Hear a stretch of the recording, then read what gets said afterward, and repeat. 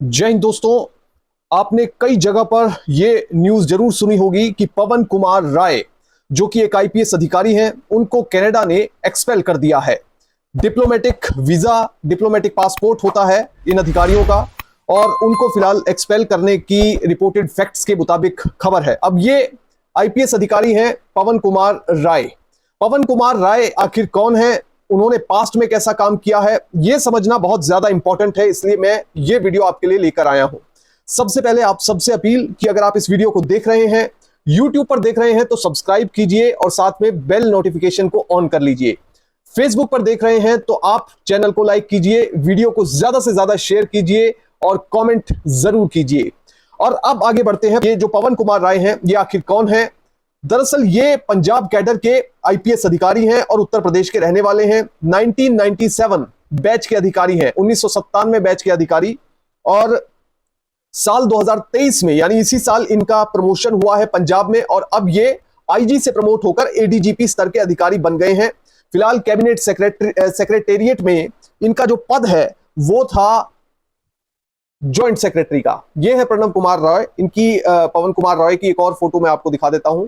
ये बेसिकली जो है अब इस समय जॉइंट सेक्रेटरी लेवल के अधिकारी हैं। ये देखिए, ये भी इन्हीं की फोटो है, और इसमें आप समझ सकते हैं कि किस तरह के, ये इनकी रिसेंट फोटो है। ये मैं आपको दिखाने की कोशिश करता हूं। सबसे पहले मैं आपको ये बताता हूं कि इन्होंने पास्ट में क्या कुछ किया है। पास्ट में देखिए, पंजाब कैडर के आईपीएस अफसर हैं। पंजाब कैडर के आईपीएस अफसर होने की वजह से इनकी जगह जगह पर पोस्टिंग रही है। फील्ड पोस्टिंग के दौरान काफी इफेक्टिव और प्रोफेशनल ऑफिसर साबित हुए हैं पवन कुमार राय। ये है पवन कुमार राय, पतले से और बहुत ही कम बोलने वाले ऑफिसर हैं। और फिलहाल खबर कुछ और है, मगर हम इनके जीवन के बारे में बात कर रहे हैं। ये पंजाब में 3 जगह पोस्टेड रहे हैं। ये एसएसपी रहे हैं पंजाब में, तरनतारन में, अमृतसर में, और इसके साथ ही जलंधर में। ये तीनों जगह आसपास पड़ती हैं, मगर तीनों जिले हैं, और वहां पर एसएसपी रहना पंजाब में काफी बड़ी बात मानी जाती है। और इसके अलावा भी कई जगह पोस्टिंग्स इनकी रही हैं, मगर ये 3 पोस्टिंग इनकी काफी इंपॉर्टेंट है। सबसे पहले मैं बात करूंगा तरनतारन में। 2008 में ये पोस्टेड थे पवन कुमार राय, जैसा कि आप देख रहे हैं इस तस्वीर में। और पवन कुमार राय जब 2008 में तरनतारन में पोस्टेड थे, तो उस समय ड्रग्स और ड्रग्स की स्मगलिंग करने वालों पर इन्होंने बहुत अच्छा काम किया था।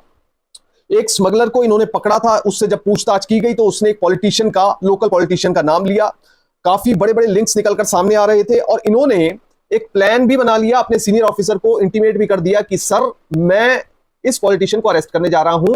हालांकि ये बाद में उनको अरेस्ट नहीं कर पाए, क्योंकि इन द मीन टाइम इनकी ट्रांसफर दूसरी जगह पर हो गई थी, दूसरी जगह पर इन्होंने अपना रोल निभाना था। मगर बहुत ही अच्छा काम इन्होंने तरनतारन में करके दिखाया था, जिससे लेकर लोग भी इन्हें अच्छे से जानते हैं। इसके बाद ये एसएसपी जलंधर बने। 2008 की ही बात है, एसएसपी जलंधर बन गए। जब ये एसएसपी जलंधर बने तो बहुत ही इंपॉर्टेंट एक मामला निकलकर सामने आया। इन्होंने, पवन कुमार राय ने, ये खुद एसएसपी थे, और इन्होंने विजिलेंस के एक एसएसपी के लड़के के ऊपर एफआईआर दर्ज कर दी। मतलब कि खुद एसएसपी ने एक दूसरे एसएसपी के लड़के के ऊपर एफआईआर दर्ज कर दी। अब ये पूरा मामला क्या था? दरअसल पंजाब में शिव कुमार शर्मा नाम के एक एसएसपी हुआ करते थे विजिलेंस के। उनका लड़का था मोहित शर्मा। उसको डायमंड स्मगलिंग के एक मामले में इन्होंने गिरफ्तार करवाया, और उसके बाद उसको सजा भी कोर्ट से हुई। पूरा मामला क्या है ये मैं आपको बताता हूं। दरअसल देखिए, ये एक मैं तस्वीर भी आपको दिखा देता हूं। ये है शिव कुमार शर्मा, इनकी तस्वीर आप ध्यान से देख लीजिए। ये एसएसपी रहे हैं पंजाब में, और इनके बेटे थे मोहित शर्मा। मोहित शर्मा दरअसल क्या है, वो डायमंड का काम करते थे। अब डायमंड के कारोबारी थे। उनसे मिलने एक मुंबई का एक डायमंड का कारोबारी आता है, वो अक्सर मिलने आया करता था। और लुधियाना में वो इस बार जब मिलने आया तो 9 अक्टूबर 2008 का दिन था, सुबह 11:30 बजे वो शताब्दी ट्रेन से उतरा और सीधा वो पहुंचा मोहित शर्मा की दुकान पर, जिसका नाम था एम ज्वेलर्स। उसके पास जाता है और डायमंड्स अपने दिखाता है कि देखिए मेरे पास कितने डायमंड्स हैं, इसमें से जितने डायमंड्स आपको लेने हैं तो आप ले लीजिए। मगर मोहित से बात चली रही थी। इसके बाद वो कहता है कि मुझे किसी दूसरे ज्वेलर के पास भी जाना है, गणपति ज्वेलर के पास, उसको भी मैंने कुछ चीजें दिखानी है। मगर वो डायमंड्स जो है वो गणपति ज्वेलर्स को नहीं दिखाता, वो सिर्फ मोहित शर्मा को, एम ज्वेलर्स को ही वो डायमंड्स दिखाता है। अब इसके बाद वो वहां दोनों को डायमंड्स दिखाने के बाद शाम के तकरीबन 6 बजे वो टैक्सी बुक करने लगता है। उस व्यक्ति को, डायमंड के कारोबारी को, जिसका नाम भावेश शाह था, उसे जाना होता है अमृतसर। तो अमृतसर जाने के लिए वो एक व्यक्ति को फोन करता है। वो कहता है साहब मैं तो आपके साथ नहीं चल सकता क्योंकि मैं दिल्ली जा रहा हूं, तो इसलिए आप किसी और टैक्सी को बुक कर लीजिए। तो इसके बाद वो मोहित को बताता है। मोहित एसएसपी का लड़का था, इसलिए उसके साथ सिक्योरिटी भी रहती थी, एक सिक्योरिटी गार्ड तो रहता ही था जिसका नाम हरबंस लाल था। तो मोहित कहता है कोई बात नहीं, मैं आपके लिए टैक्सी वाला अरेंज करवा देता हूं। जो मोहित शर्मा है वो डायमंड के कारोबारी को लेकर पहुंच जाता है सीधा टैक्सी वालों के पास। वहां पर एक इंडिका कार थी जिसके बोनेट पर स्क्रैच था। 25-30 साल का एक नौजवान उस गाड़ी को लेकर खड़ा हुआ था। उससे बात की गई, तय किया गया कि भाई अमृतसर जाना है, वो तैयार हो गया। उसके बाद भावेश शाह जो कि कारोबारी था वो बैठ जाता है टैक्सी में और 6 बजे तकरीबन 6:15 बजे टैक्सी चल पड़ती है अमृतसर के लिए। तो अमृतसर का रास्ता आज की तारीख में अगर आप तय करेंगे 2.25 से 2.5 घंटे लगते हैं, और उस टाइम ब्रिजेस वगैरह इतने अच्छे हाईवे नहीं बने हुए थे, तो इसलिए आप मान सकते हैं कि 3 घंटे मैक्सिमम सफर था। अगर कोई आदमी 6 बजे निकले तो रात के 9 बजे लुधियाना से अमृतसर पहुंच जाएगा। जो भी व्यक्ति लुधियाना से जाएगा तो उसके लिए पहले फिलौर पड़ेगा, उसके बाद फगवाड़ा, उसके बाद जलंधर, फिर जलंधर कैंट, फिर उसके बाद ब्यास, फिर उसके बाद जंडियाला गुरु, फिर उसके बाद अमृतसर आ जाता है। अब बेसिकली क्या है कि ये जब निकले तो थोड़ी देर बाद तकरीबन 7 बजे ड्राइवर कहने लगा कि सर मुझे पेशाब आ रहा है, मैं गाड़ी स्लो कर लेता हूं। गाड़ी स्लो करता है ड्राइवर। अब जब गाड़ी स्लो करता है तो रोड के साइड में 3 लोग खड़े होते हैं, बड़े शक्की से वो लोग होते हैं। भावेश शाह कहता है कि भाई यहां गाड़ी मत रोको, ये लोग सही नहीं लग रहे। वो कहता है नहीं सर कोई बात नहीं, मैं बस 1 मिनट में गया और आया। अब जैसे ही वो गाड़ी रोकता है, वो उतरता है, इतनी देर में वो तीनों लोग गाड़ी के अंदर सवार हो जाते, चढ़ जाते हैं और मारने लगते हैं भावेश शाह को। उसको पहले हाथों से पीटा जाता है, उसके बाद उसे गाड़ी से बाहर निकाला जाता है, फिर उन्हें झाड़ियों में ले जाकर पीटा जाता है, उसके ऊपर चाकुओं से, डंडों से हमला किया जाता है, काफी मारपीट होती है। अब इस बीच ये जो 3 लोग हैं जब वो देख लेते हैं कि अब ये भावेश शाह जो है वो पिटने के बाद अब शांत हो गया है, तो उसके बाद वो उसके डायमंड लेकर रफू चक्कर हो जाते हैं। ना सिर्फ डायमंड लेकर रफू चक्कर होते हैं बल्कि एसबीआई का क्रेडिट कार्ड, एचडीएफसी का क्रेडिट कार्ड, स्टैंडर्ड चार्टर्ड का एक क्रेडिट कार्ड और साथ में 20,000 रुपए का कैश, ये सब चीजें लेकर वो भाग जाते हैं। अब फिर भावेश शाह बुरी हालत में पहुंचता है एक ढाबे पर। वहां पर दर्शन सिंह से उसकी मुलाकात होती है। दर्शन सिंह देखते हैं ये आदमी की तो हालत बहुत खराब है, उसको बताते हैं भावेश शाह सारी बात। तो दर्शन सिंह कहते हैं आपको सबसे पहले इलाज की जरूरत है। उन्हें सिविल अस्पताल में भर्ती करवा देते हैं, वहां पे उनका इलाज होता है। उसके बाद भावेश शाह पुलिस के पास जाते हैं, केस रजिस्टर होता है। और जब एसएसपी, अब एसएसपी कौन थे? एसएसपी थे